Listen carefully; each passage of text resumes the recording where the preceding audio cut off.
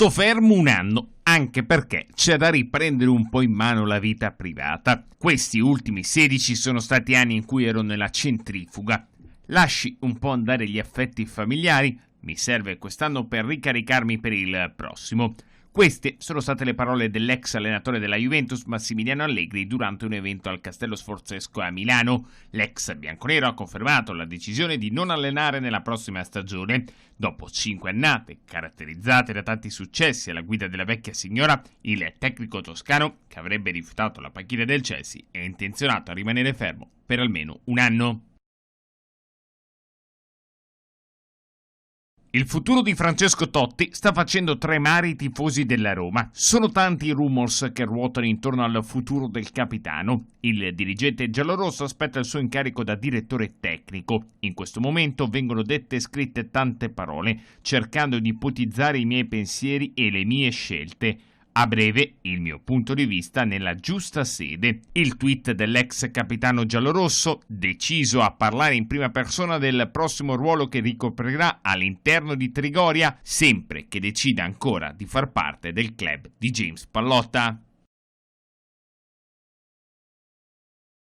Sarà tra Empoli e Inter la finale scudetto del campionato Under 16 di Serie A e B. Nelle semifinali di categoria, toscani e nerazzurri hanno rispettivamente la meglio su Benevento e Juventus, guadagnando il pass per la finale scudetto in programma a Ravenna.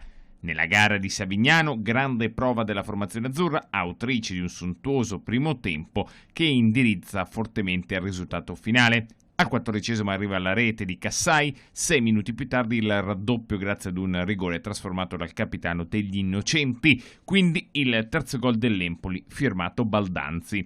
Il Benevento prova a reagire, trova la rete del 3-1 con Barilotti, ma a 5 dal termine arriva la quarta rete per i ragazzi di Boucher con Fontana Rosa. È il sigillo ad una prova di grande spessore per l'Empoli che, da quarta classificata nel girone B durante la regular season, conquista la finale scudetto di categoria.